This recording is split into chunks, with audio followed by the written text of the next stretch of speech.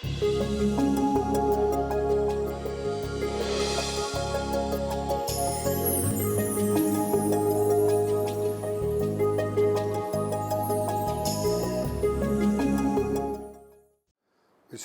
മത്തായി എഴുതിയ സുവിശേഷം 4-ാം അധ്യായം 1 മുതൽ 11 വരെയുള്ള വാക്യങ്ങൾ. അനന്തരം പിശാചിനാൽ പരീക്ഷിക്കപ്പെടുന്നതിന് യേശുവിനെ ആത്മാവ് മരുഭൂമിയിലേക്ക് നയിച്ചു. യേശു 40 ദിനരാത്രങ്ങൾ ഉപവസിച്ചു. അപ്പോൾ അവന് വിശന്നു. പ്രലോഭകൻ അവനെ സമീപിച്ചു പറഞ്ഞു, നീ ദൈവപുത്രനാണെങ്കിൽ ഈ കല്ലുകൾ അപ്പമാകുവാൻ പറയുക. അവൻ പ്രതിവചിച്ചു, മനുഷ്യൻ അപ്പം കൊണ്ട് മാത്രമല്ല, ദൈവത്തിൻ്റെ നാവിൽ നിന്ന് പുറപ്പെടുന്ന ഓരോ വാക്കുകൊണ്ടുമാണ് ജീവിക്കുന്നത് എന്ന് എഴുതപ്പെട്ടിരിക്കുന്നു. അനന്തരം പിശാച് അവനെ വിശുദ്ധ നഗരത്തിലേക്ക് കൂട്ടിക്കൊണ്ടുപോയി ദേവാലയത്തിൻ്റെ അഗ്രത്തിൽ കയറ്റി നിർത്തിയിട്ട് പറഞ്ഞു, നീ ദൈവപുത്രനാണെങ്കിൽ താഴേക്ക് ചാടുക. നിന്നെക്കുറിച്ച് അവൻ തൻ്റെ ദൂതന്മാർക്ക് കൽപ്പന നൽകും. നിൻ്റെ പാദം കല്ലിൽ തട്ടാതിരിക്കുവാൻ അവർ നിന്നെ കൈകളിൽ താങ്ങിക്കൊള്ളും എന്ന് എഴുതപ്പെട്ടിരിക്കുന്നു. യേശു പറഞ്ഞു, നിൻ്റെ ദൈവമായ കർത്താവിനെ പരീക്ഷിക്കരുത് എന്നുകൂടി എഴുതപ്പെട്ടിരിക്കുന്നു. വീണ്ടും പിശാച് അവനെ ഒരു മലയിലേക്ക് കൂട്ടിക്കൊണ്ടുപോയി ലോകത്തിലെ എല്ലാ രാജ്യങ്ങളും അവയുടെ മഹത്വവും അവനെ കാണിച്ചുകൊണ്ട് അവനോട് പറഞ്ഞു, നീ സാഷ്ടാംഗം പ്രണമിച്ച് എന്നെ ആരാധിച്ചാൽ ഇവയെല്ലാം നിനക്ക് ഞാൻ നൽകും. യേശു കൽപ്പിച്ചു, സാത്താനെ ദൂരെ പോവുക. എന്തെന്നാൽ നിൻ്റെ ദൈവമായ കർത്താവിനെ ആരാധിക്കണം, അവിടുത്തെ മാത്രമേ പൂജിക്കാവൂ എന്ന് എഴുതപ്പെട്ടിരിക്കുന്നു. അപ്പോൾ പിശാച് അവനെ വിട്ടുപോയി. ദൈവദൂതന്മാർ അടുത്തു വന്ന് അവനെ ശുശ്രൂഷിച്ചു. മിശിഹായിൽ പ്രിയ സഹോദരി സഹോദരന്മാരെ, മനുഷ്യജീവിതത്തിൻ്റെ ഹ്രസ്വത നാം ഈ നോമ്പ് കാലത്ത് അനുസ്മരിക്കുവാൻ തമ്പുരാൻ നമ്മോട് ആവശ്യപ്പെടുകയാണ്. ദൈവത്തിൽ നിന്നും ആരംഭിച്ച നമ്മുടെ തീർത്ഥാടനം ദൈവം അനുവദിച്ചിടത്തോളം കാലം അനുവദിച്ചതായ ഭൂപ്രദേശങ്ങളിൽ നാം വസിക്കുന്നു. അതിൻ്റെ പൂർണ്ണതയിൽ എവിടെ നിന്നും വന്നുവോ അവിടേക്ക്, ആ ദൈവസന്നിധിയിലേക്ക് നാം തിരികെ എത്തിച്ചേരേണ്ടവരാണ്. ദൈവം മനുഷ്യനെ മറ്റ് സൃഷ്ടവസ്തുക്കളിൽ നിന്നെല്ലാം വ്യത്യസ്തമായിട്ടാണ് സൃഷ്ടിച്ചത് എന്ന് ഉൽപ്പത്തി പുസ്തകത്തിൽ നാം വായിക്കുന്നു. ഉണ്ടാകട്ടെ എന്ന വചനം കൊണ്ട് മറ്റ് സൃഷ്ടവസ്തുക്കളെല്ലാം സൃഷ്ടിച്ച ദൈവം മനുഷ്യനെ സൃഷ്ടിക്കുന്നത് സ്വന്തം ഛായയിലും സാദൃശ്യത്തിലുമാണ്. മണ്ണുകൊണ്ട് മനിഞ്ഞുണ്ടാക്കി അവന് ഒരു രൂപം കൊടുത്തുകൊണ്ട്, തൻ്റെ ഛായയും സാദൃശ്യവും കൊടുത്തുകൊണ്ട് അവൻ്റെ മൂക്കിൽ ജീവശ്വാസം ഊതിയപ്പോൾ അവൻ മനനം ചെയ്യപ്പെട്ടവനായി മനുഷ്യനായി മാറുകയാണ്. മണ്ണിൽ നിന്നും എടുക്കപ്പെട്ടവൻ മണ്ണിലേക്ക് തിരികെ ചേരുകയും വീണ്ടും നവീകരിക്കപ്പെടുകയും ചെയ്യുമെന്ന് അവിടുന്ന് അറിയിച്ചു. മണ്ണിനോടുള്ള ഒരാകർഷണം, ലോ ഓഫ് ഗ്രാവിറ്റി, നമുക്കെല്ലാവർക്കുമുണ്ട്. മണ്ണിൽ നിന്നെടുക്കപ്പെട്ടവൻ മണ്ണോട് ചേരണം. ഈ പ്രകൃതിയും മനുഷ്യനുമായിട്ടുള്ള ബന്ധം എത്ര സുദൃഢമാണെന്ന് നാം മനസ്സിലാക്കണം. ഈ പ്രകൃതിയിൽ നിന്നും നാം അകന്നു പോകുമ്പോൾ രോഗങ്ങളും പ്രയാസങ്ങളും ഒക്കെ നമ്മെ അനുധാവനം ചെയ്യുന്നതായി നമുക്ക് കാണാൻ സാധിക്കുന്നുണ്ട്.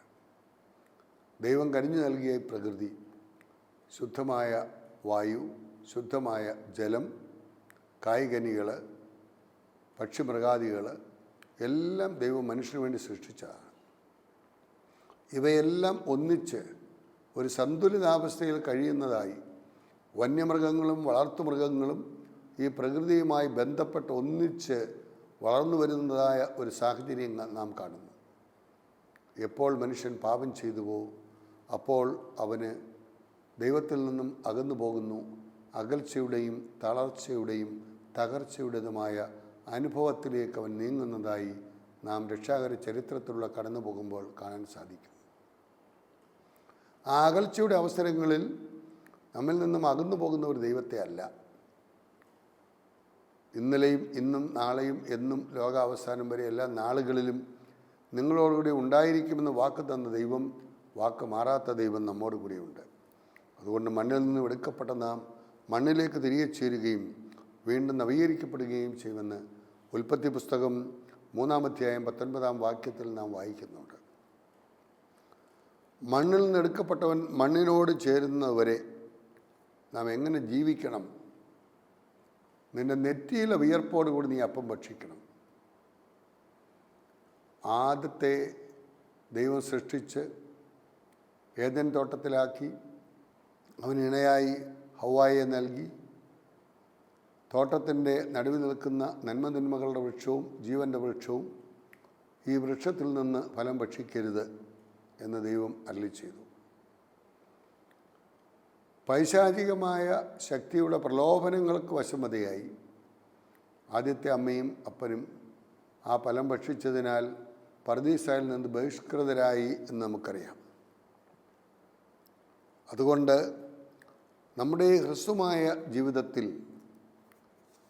ദൈവത്തിൻ്റെ കൽപ്പനകൾ പാലിക്കുവാൻ നമുക്ക് കഴിയണം എന്നുള്ളതാണ്.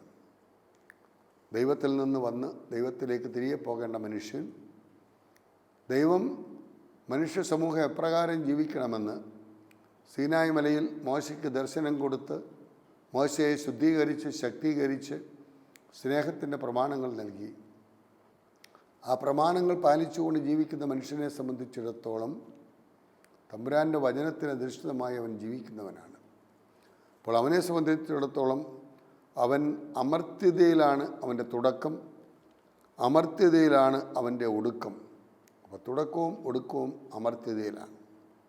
പക്ഷേ ഈ തുടക്കവും ഒടുക്കവും മറന്ന് നടുക്കത്തെ ഒരു അസ്തിത്വത്തിലേക്ക്, അതിൻ്റെ ഇടയ്ക്കൊരു അസ്തിത്വത്തിലേക്ക് മനുഷ്യൻ നീങ്ങുകയാണ്. അതാണ് വിനാശത്തിലേക്കുള്ള യാത്ര എന്ന് പറയുന്നത്. നിയമം തെറ്റിച്ചുകൊണ്ട് വഴിതെറ്റിപ്പോകുന്ന ഒരു കാലഘട്ടം. ആ കാലഘട്ടത്തിൽ നിന്ന് തമ്പുരാൻ എന്താണ് ആവശ്യപ്പെടുന്നത്? Go back to the sources, ഉറവിടങ്ങളിലേക്ക് തിരികെ പോവുക. രണ്ടാം വത്തിക്കാൻ കൗൺസിൽ എടുത്തു പറയുന്നത് പോലെ go back to the sources, നമ്മുടെ ഉറവിടങ്ങളിലേക്ക് തിരികെ പോകുവാനുള്ള ഒരു കാലഘട്ടമാണ് നൊയമ്പിൻ്റെ കാലഘട്ടം. തെറ്റിയ വഴി തിരുത്തുവാനുള്ള ഒരു അവസരമാണ് നോമ്പിൻ്റെ കാലം. പ്രാർത്ഥനയുടെയും ഉപവാസത്തിൻ്റെയും കാലമാണ് നോമ്പുകാലം. പ്രാർത്ഥനയിലൂടെയും ഉപവാസത്തിലൂടെയും അല്ലാതെ ഈ ജാതി പൈശാചിക ശക്തി ഒഴിഞ്ഞു പോവുകയില്ല എന്ന് തമ്പുരാൻ നമ്മെ ഓർമ്മിപ്പിക്കുമ്പോൾ പ്രാർത്ഥനയിലൂടെയും ഉപവാസത്തിലൂടെയും ദൈവത്തോടുകൂടി ആയിരിക്കുവാനും അവനോടൊത്ത് വസിക്കുവാനും കഴിയുന്ന ഒരനുഭവത്തിലേക്ക് നാം കടന്നു വരുമ്പോൾ നാമൊക്കെ അവിടെ ശക്തരാവുകയാണ്. പ്രലോഭനത്തെ അതിജീവിക്കുവാനുള്ള ശക്തി നമുക്ക് ലഭിക്കുകയാണ്. 40 ദിനരാത്രങ്ങൾ ഈശോ മരുഭൂമിയുടെ വിജനതയിൽ ഉപവസിക്കുന്നു.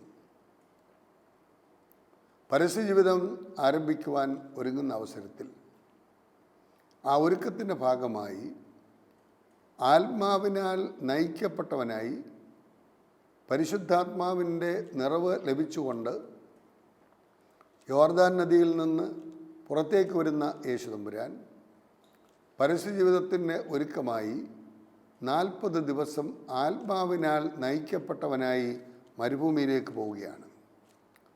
ആത്മാവിനാൽ നയിക്കപ്പെട്ടവനായി മരുഭൂമിയിലേക്ക് പോകുന്ന അവിടത്തേക്ക് പരീക്ഷണങ്ങൾ കടന്നു വരികയാണ്. ഈ പരീക്ഷണങ്ങൾ എന്ന് പറയുന്നത് ആത്മാവിനാൽ നയിക്കപ്പെടുന്ന ഒരു വ്യക്തിക്ക് പോലും ഈ പരീക്ഷണങ്ങൾ ഉണ്ടായി എങ്കിൽ ബലഹീനരും പാപികളുമായ നമുക്ക് എന്തുമാത്രം പരീക്ഷണങ്ങൾ ഉണ്ടാകും. പ്രലോഭനം എന്ന വാക്കല്ല, പരീക്ഷ എന്നാണ് വാസ്തവത്തിൽ ഈ ഒരു മരുഭൂമിയിലെ അനുഭവത്തെക്കുറിച്ച് നാം കാണേണ്ടത്. പ്രലോഭനം പ്രലോഭിപ്പിക്കുക, എന്നാൽ അതിനേക്കാൾ കൂടുതലായി ഒരു പരീക്ഷ, അതാണ് നമ്മുടെ ജീവിതത്തിൽ നാം നേരിടുന്നത്. ഈ പരീക്ഷയെ അതിജീവിക്കുവാൻ എങ്ങനെ സാധിക്കുന്നു? അതിൽ 3 പരീക്ഷണങ്ങളാണ് നാം കാണുന്നത് യേശുവിൻ്റെ ജീവിതത്തിൽ നേരിട്ടത്. ഒന്ന്, ശാരീരികമായ ബലഹീനത മനസ്സിലാക്കിക്കൊണ്ട് പിശാച് പരീക്ഷിക്കുവാനായി കടന്നു വരികയാണ്. എന്താണ് ഈ ശാരീരികമായ പരീക്ഷ എന്ന് പറയുന്നത്? 40 ദിവസത്തെ ഉപവാസവും പ്രാർത്ഥനയും നടത്തിയ യേശുവിന് വിശക്കുന്നു എന്ന് മനസ്സിലാക്കിക്കൊണ്ട് പൈശാചിക ശക്തി അവനോട് പറയുകയാണ്, നീ ദൈവോത്തരനാണെങ്കിൽ ഈ കല്ലുകൾ അപ്പമാക്കി മാറ്റുക. പൈശാചികമായ ശക്തി ആവശ്യപ്പെടുമ്പോൾ, ആ ഒരു പരീക്ഷണം വരുമ്പോൾ സ്വാഭാവികമായി കല്ലുകൾ അപ്പമാക്കി മാറ്റാനുള്ള പരിശ്രമം നടത്തുന്ന ആളുകളുടെ മധ്യത്തിൽ നാം ജീവിക്കുമ്പോൾ, അത് ഗൾഫ് രാജ്യങ്ങളിലാണ്, മറ്റ് രാജ്യങ്ങളിലാകാം, അവിടെ നിന്നും സ്വർണവും അതുപോലെയുള്ള കാര്യങ്ങളും അനധികൃതമായും നിയമങ്ങൾക്കനുസരിച്ചും കൊണ്ടുവന്ന് വിൽപ്പന നടത്തിയും ഉപജീവനം നടത്തി അപ്പമുണ്ടാക്കി കഴിക്കുന്ന ആളുകൾ, അത്യാഗ്രഹം വർദ്ധിക്കുന്നതിൻ്റെ ഫലമായി എന്തെല്ലാം രീതിയിൽ പണമുണ്ടാക്കാമോ അതുകൊണ്ടൊക്കെ ആഹാരം കഴിച്ച് ജീവിക്കാമെന്ന് മാത്രമല്ല, എങ്ങനെയൊക്കെ ഒരു മനുഷ്യൻ നശിക്കാൻ സാധിക്കുമോ അങ്ങനെയൊക്കെ നശിച്ചുകൊണ്ടിരിക്കുന്ന ഒരു പശ്ചാത്തലം ഇന്ന് നാം കണ്ടുകൊണ്ടിരിക്കുമ്പോൾ, ആവശ്യത്തിന് ഉള്ളത് പങ്കുവയ്ക്കാതെ സ്വാർത്ഥതയിൽ ജീവിക്കുന്ന സാഹചര്യത്തിൽ രോഗികളായി, ഭോഗികളായി, ദ്രോഹികളായി ഒക്കെ അധപ്പതിച്ചുകൊണ്ടിരിക്കുന്ന സാഹചര്യത്തിൽ ഇങ്ങനെ ഒരു പ്രലോഭനം വന്നപ്പോൾ എങ്ങനെയാണ് യേശു തമ്പുരാൻ അതിനെ നേരിട്ടത്? മനുഷ്യൻ അപ്പം കൊണ്ട് മാത്രമല്ല, അപ്പം വേണ്ട എന്ന് അവിടുന്ന് പറഞ്ഞില്ല, അപ്പം കൊണ്ട് മാത്രമല്ല ദൈവത്തിൻ്റെ വചനം കൊണ്ടുകൂടിയാണ് ജീവിക്കുന്നത്. ആ വചനം ദൈവം നമ്മോട് കൂടിയുണ്ട് എന്നുള്ളതാണ്. ആ ദൈവത്തെ നാം അനുഭവിക്കുകയാണ്. ആ വചനത്തിൽ അധിഷ്ഠിതമായി ജീവിക്കുമ്പോൾ കല്ലുകൾ അപ്പമാകേണ്ട ആവശ്യമില്ല എന്നുള്ള ആ ബോധ്യം. അപ്പം കൊണ്ട് മാത്രമല്ല ജീവിക്കുന്നത്, അപ്പം വേണ്ട എന്നല്ല, അപ്പം കൊണ്ട് മാത്രമല്ല ജീവിക്കുന്നത്. അങ്ങനെ ഒരു പശ്ചാത്തലത്തിലേക്ക് തമ്പുരാൻ പൈശാചികമായ ശക്തിയോട് ഇടപെടുമ്പോൾ, അപ്പം കൊടുത്തല്ല വചനം കൊടുക്കുവാനാണ് ഞാൻ വന്നത് അവർക്ക് ജീവൻ ഉണ്ടാകുവാൻ, അത് സമർത്ഥമായി ഉണ്ടാകുവാൻ. നശ്വരമായ അപ്പം കഴിക്കുന്നവർക്ക് നശ്വരമായ ജീവനേ ഉള്ളൂ. അനശ്വരമായ അപ്പം ഭക്ഷിക്കുന്നവർക്ക് അനശ്വരമായ ജീവൻ ഉണ്ട് എന്ന് യോഹന്നാന്റെ സുവിശേഷം 6-ാം അധ്യായം 49-ാമത് വാക്യത്തിൽ പറയുമ്പോൾ, അനശ്വരമായ ആ ഭക്ഷണമാണ് ആവശ്യം, അത് ജീവൻ്റെ അപ്പം നൽകുവാനാണ് ഞാൻ വന്നത് എന്ന് തമ്പുരാൻ നമ്മെ ഓർമ്മിപ്പിക്കുമ്പോൾ, ലോകത്തിൻ്റെ ജീവന് വേണ്ടി ഈശോ തൻ്റെ തന്നെ ശരീരം അപ്പമായി നൽകുകയാണ്. അപ്പത്തിൻ്റെ ഭവനത്തിൽ ബേത്ലഹേമിൽ വന്ന് ജനിച്ചവൻ പെസഹ താഴത്തിൽ അപ്പമായി മാറുകയാണ്. നമുക്ക് ജീവൻ ഉണ്ടാകുവാൻ, അത് സമർത്ഥമായി ഉണ്ടാകുവാൻ. അങ്ങനെയാണ് അവിടുന്ന് ആ പ്രലോഭനത്തെ അതിജീവിക്കുന്നത്. മനുഷ്യൻ അപ്പം കൊണ്ട് മാത്രമല്ല, ദൈവത്തിൻ്റെ വചനം കൊണ്ടുകൂടിയാണ് ജീവിക്കുന്നത്. ഈശോ അപ്പം വർദ്ധിപ്പിച്ചത് തന്നെ രാജാവാക്കി മാറ്റുന്നതിന് വേണ്ടിയല്ല. 5 അപ്പം കൊണ്ട് 5000 പേരെ തൃപ്തിപ്പെടുത്തിയ തമ്പുരാന് ഇന്ന് 5000 അപ്പം കൊണ്ട് 5 പേരെ തൃപ്തിപ്പെടുത്താനാവാത്ത ഒരു സാഹചര്യത്തിൽ, മനുഷ്യൻ്റെ സ്വാർത്ഥത വർദ്ധിച്ചു വരുന്ന കാലഘട്ടത്തിൽ അത് തൃപ്തനാക്കുവാനുള്ള യേശുവിൻ്റെ ഒരു വിശപ്പ് എന്ന് പറയുന്നത് സ്വന്തം ജീവൻ നൽകിക്കൊണ്ടാണ്. അങ്ങനെയുള്ള നിത്യമായ അപ്പത്തിനു വേണ്ടിയാണ് തമ്പുരാൻ പ്രവർത്തിക്കുന്നത് എന്ന് നമ്മെ ഓർമ്മിപ്പിക്കുകയാണ്. പിതാവിൻ്റെ ഇഷ്ടം നിറവേറ്റുക എന്നുള്ളതാണ് എൻ്റെ ഭക്ഷണം എന്നവിടുന്ന് പറയുമ്പോൾ, പിതാവിൻ്റെ ഇഷ്ടം എന്താണെന്ന് ഗെത്സമേൻ തോട്ടത്തിലും കുരിശിൽ കിടക്കുമ്പോഴും ഒക്കെ ചോദിച്ച് മനസ്സിലാക്കി അതനുസരിച്ച് തൻ്റെ ആത്മാവിനെ പരമേൽപ്പിക്കുന്ന ഒരു യേശു തമ്പുരാൻ ഈ പൈശാചികമായ പരീക്ഷണത്തെ അതിജീവിക്കുവാൻ കഴിഞ്ഞത് തമ്പുരാൻ്റെ വചനം കൊണ്ടുകൂടിയാണ് എന്ന് നമ്മെ ഓർമ്മിപ്പിക്കുകയാണ്. രണ്ടാമതായിട്ട്, ദേവാലയത്തിൻ്റെ അഗ്രത്തിൽ മുകളിൽ കയറ്റി നിർത്തിയിട്ട് പറയുകയാണ്, നീ താഴേക്ക് ചാടുക. അവിടെയും പൈശാചികമായ ശക്തി ദൈവവചനം ഉദ്ധരിച്ചുകൊണ്ടാണ് പറയുന്നത്, നിന്റെ കാല് കല്ലിൽ തട്ടാതിരിക്കുവാൻ മാലാഖമാർ താങ്ങിക്കൊള്ളും. ദേവാലയത്തിൻ്റെ അഗ്രത്തിൽ നിന്ന് എടുത്തു ചാടി കൃത്യം നിർവഹിക്കുന്ന ഒരു യേശുവിനെ അല്ല നാം കാണുന്നത്. യേശു തമ്പുരാൻ നിന്റെ ദൈവമായ കർത്താവിനെ പരീക്ഷിക്കരുതെന്ന് കൂടി എഴുതിയിട്ടുണ്ടല്ലോ എന്നുള്ള മറുപടി കൊടുക്കുകയാണ്.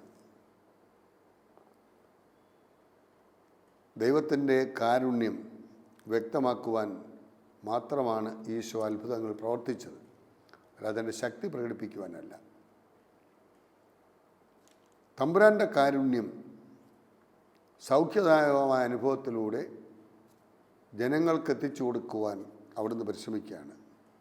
സ്വന്തം മഹത്വത്തിനോ സ്വന്തം നേട്ടത്തിനോ വേണ്ടി ഒന്നും ചെയ്തവനല്ല യേശു തമ്പുരാൻ.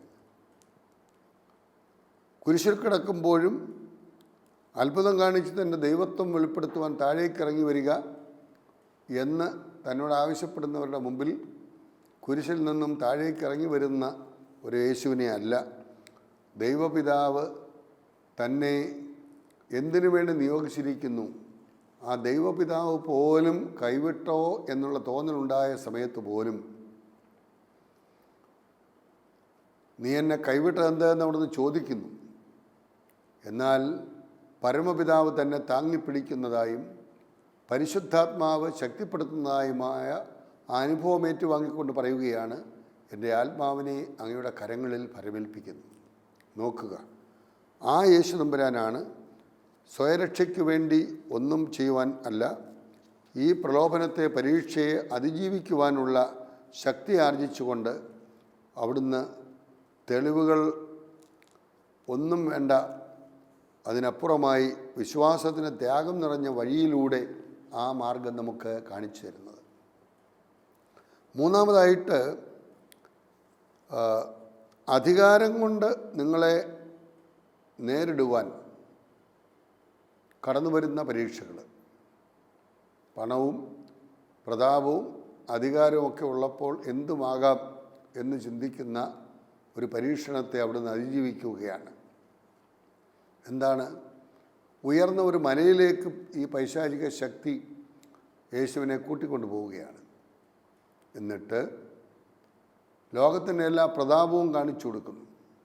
എന്നിട്ട് പറയുകയാണ്, ഇതെല്ലാം എൻ്റേതാണ്, നീ എന്നെ ഒന്ന് വീണ് ആരാധിച്ചാൽ മതി, ഇതെല്ലാം നിനക്ക് ഞാൻ തരാം.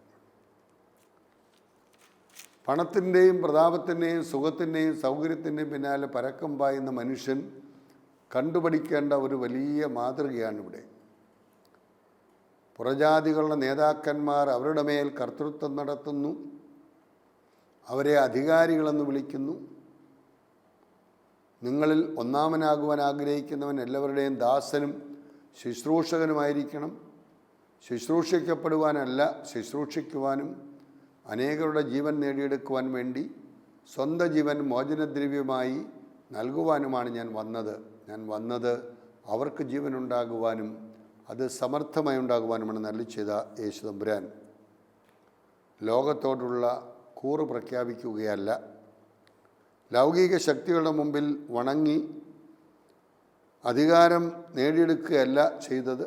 പിന്നെയോ സാത്താനെ എൻ്റെ പിന്നാലെ പോവുക എന്ന് പറഞ്ഞ് ഈ പൈശാചികമായ ശക്തിയോട് തനിക്ക് ദൈവത്തിൽ ഒരധികാരവുമില്ല എന്ന് ഉറക്കെ പ്രഖ്യാപിക്കുകയാണ്. ഈ പ്രപഞ്ചത്തിൻ്റെ സൃഷ്ടാവ്,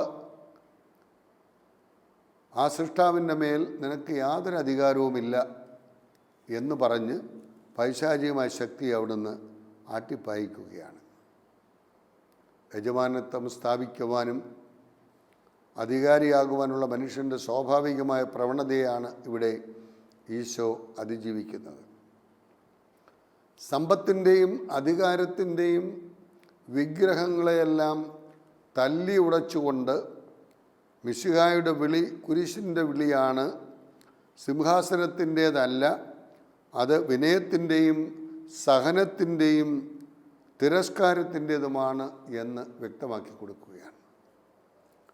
യജമാനന് ആകുവാനുള്ളതല്ല, പ്രത്യുത ദാസനാകുവാനുള്ളതാണ്. സാമ്പത്തിക അധികാരത്തിനും മേൽക്കുമയ്ക്കും വേണ്ടിയുള്ളതല്ല എന്ന് അവിടുന്ന് സൂചിപ്പിക്കുകയാണ്. പ്രിയ സഹോദരങ്ങളെ, പരീക്ഷകളെ അതിജീവിച്ച ഈശോ നമുക്ക് നൽകുന്ന ഉൾക്കാഴ്ച നിത്യജീവന് വേണ്ടി മനുഷ്യരുടെ ഭക്ഷണമായി തീരേണ്ടവനാണ് താനെന്നാണ്.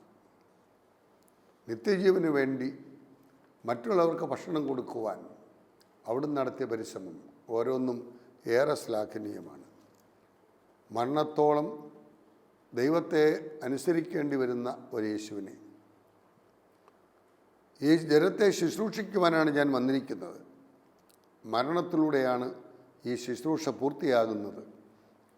ഉപവാസവും പ്രാർത്ഥനയും വഴി നാം നമ്മെ തന്നെ സജ്ജമാക്കിയാലേ നമ്മുടെ ശരീരത്തിൽ നിന്ന് നമ്മെ മോചിപ്പിക്കുവാൻ സാധിക്കുകയുള്ളൂ. നമ്മുടെ ആധ്യാത്മിക ജീവിതത്തെ ക്രിസ്തുവിൻ്റെ അരൂപിയിൽ വിശകലനം ചെയ്യുവാനുള്ള ഒരു കാലഘട്ടമാണ് ഈ നോയമ്പ്. അനുതാപം, അനുരഞ്ജനം, മാനസാന്തരം ഇവ നമ്മുടെ ജീവിതത്തിൽ ഏറെ ആവശ്യമായ ഒന്നാണ് എന്ന് ഈ നോമ്പ് കാലത്ത് നാം അനുസ്മരിക്കുകയാണ്. സ്വയം നവീകരിച്ച് ആധ്യാത്മികമായ നവീകരണം നേടിയെടുക്കുവാനുള്ള ഒരു കാലഘട്ടമാണ്. നമ്മുടെ വസ്ത്രമല്ല നാം കീറേണ്ടത്, പിന്നെയോ നമ്മുടെ ഹൃദയമാണ്. ആ ഹൃദയത്തിൽ ഒരു മാനസാന്തരം ഉണ്ടാകണം. ദൈവികമായ കർത്താവിനെ മാത്രമേ ആരാധിക്കാവൂ, അവനെ മാത്രമേ പൂജിക്കാവൂ. സമ്പത്ത് നമുക്കൊരു ശാശ്വതമായ നേട്ടമല്ല. ശാരീരികമായും മാനസികമായും ലൗകികമായും ഇന്ന് മനുഷ്യൻ വാഞ്ചിച്ചുകൊണ്ടിരിക്കുന്ന അവൻ്റെ അധികാരം, പണം, പ്രതാപം ഒന്നും ശാശ്വതമല്ല. എൻ്റെ സമ്പത്തെന്ന് ചൊല്ലുവാൻ യേശു മാത്രം സമ്പത്തായിട്ടുള്ള ഒരു കുടുംബത്തിലെ കൂട്ടായ്മയിലെ അംഗമാണ് എന്നുള്ള ബോധ്യം നമുക്കുണ്ടാകണം. ഈ ലോകത്തിലാണെങ്കിലും നാം ലോകത്തിൻ്റേതല്ല, ദൈവത്തിൻ്റേതാണ് എന്നുള്ള ബോധ്യം.